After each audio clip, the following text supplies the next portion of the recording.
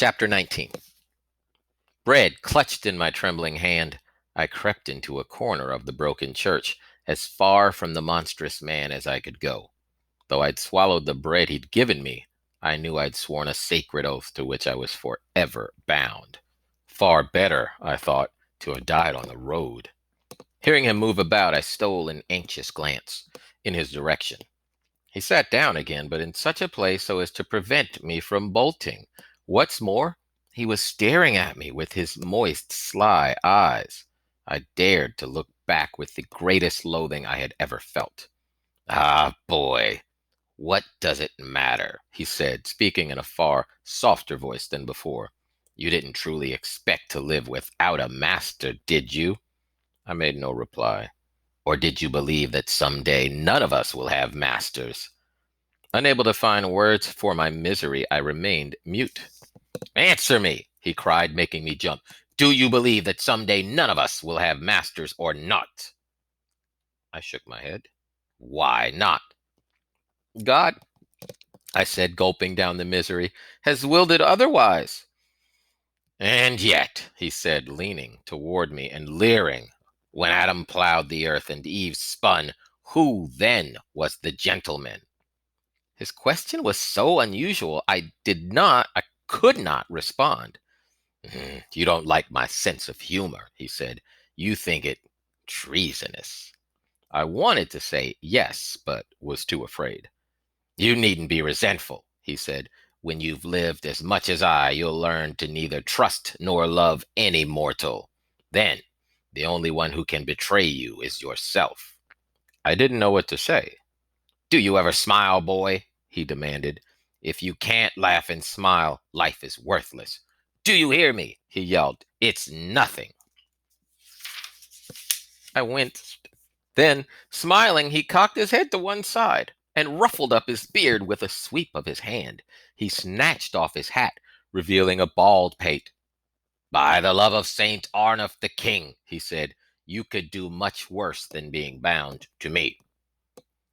That stated, he seemed to pull back within himself and give way to his private thoughts. Fearing what sudden thing he might do next, I watched him wearily. But after a while he said only, "Do you wish to ask me anything? Who am I? My name? What I'm doing here?" "It doesn't matter," I stammered. "Why?" he said. "Because you're already my master forever." "So be it," he said, acting as if I had offended him. For a while he toyed with his hat, not to any purpose that I could see, but as if lost in thought. At length, however, he reached over and took up his sack and rummaged through it. From it he took out 3 balls, each made of stitched leather. To my surprise, he tossed the balls into the air. Instead of falling to the ground, they stayed in the air and rotated at his will, with only the smallest touch and encouragement of his fingers. I looked on, astonished. "What do you think of that?" he said, laughing. "Are they enchanted, sir?" I whispered. "Hardly," he said, as he continued to keep the balls in the air, sometimes higher, sometimes lower, until as abruptly as he'd begun, he gathered them in, and they rested upon his great slab-like hands. "I'm a juggler," he said. When I made no response, he said, "Don't you know the word?" I shook my head. "A French word. It means I balance things, or toss balls, boxes, knives, anything I choose, through the air and catch them up again. And what do I do with my skills? I wander from town to town through the kingdom, not as a beggar, mind you, but as a man of skills. Skills, boy, which enable me to gather enough farthings and pennies to live and keep my belly full." He patted himself on his large stomach. "Believe me," he said, "there's no place in the kingdom I've not been. Gascony, Brittany, and Scotland, too. For that matter, what think you of that?" He rushed at me with so many new and strange ideas, I could not grasp them all. So all I said was, "I don't know, sir." He cocked his head to one side. "Do you have any thoughts about anything?" I hung my head to avoid his eyes. He sighed. What's your name? I hesitated, not wanting him to call me what I had always been called, Asta's son, but I was not comfortable with my newly discovered name either. He leaned toward me, glaring. Boy, I said, I am your master. Let me offer you advice. I'm a simple man. I go by simple means. I go by simple means. You'll do as you're told or suffer the consequences. Now answer me, or as there is a loving God in heaven, I'll thrash you. What is your name? I'm called Asta's son. Asta's son? That's not a name, it's a description. Were you never, he said, christened with a name of your own? I was told it was Crispin. Crispin? That's too fine and noble a name for such rubbish as you. Have you a surname? Uh, I don't know. God's blood. You might as well have been a dog, he said. It was all I could do to suppress screams of rage. Very well, Crispin, for henceforward that's what I shall call you. I too am bound for towns and cities, but I wend my way to such places, not as a runaway peasant beggar like you, but earning my bread with tossing things into the air the way I showed you. People in towns pay fair coins to see me reveal in squares, in merchant houses, and inns, as well as guild halls. Do you know how to make music? Music? By the devil's own spit, he said. Have you lived your life under a rock? Were you born of sheep? Do you know nothing of drums, horns, and pipes? Do you even sing? No, sir.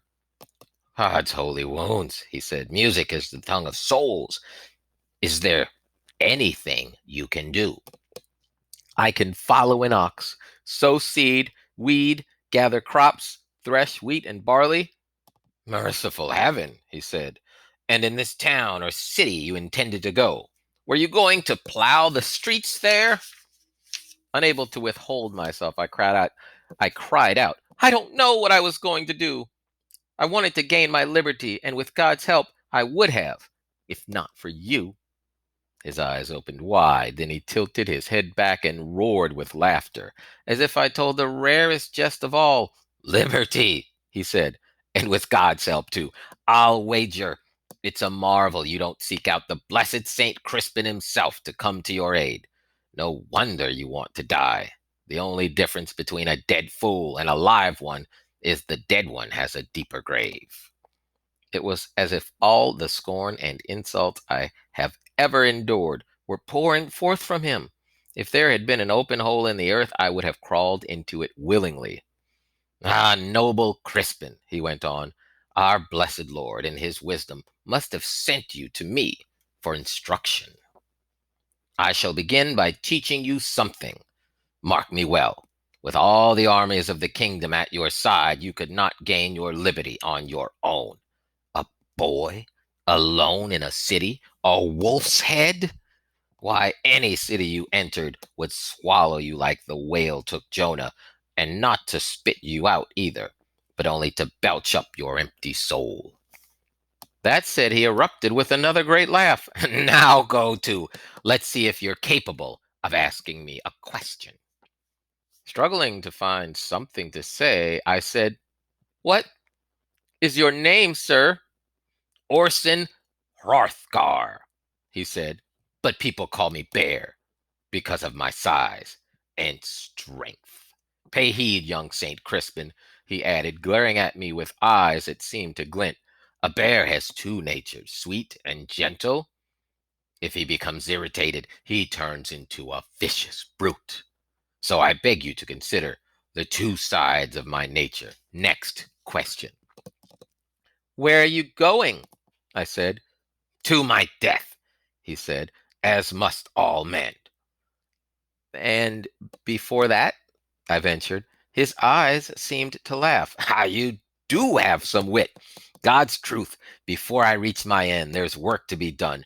Big work, work of ages. What is it?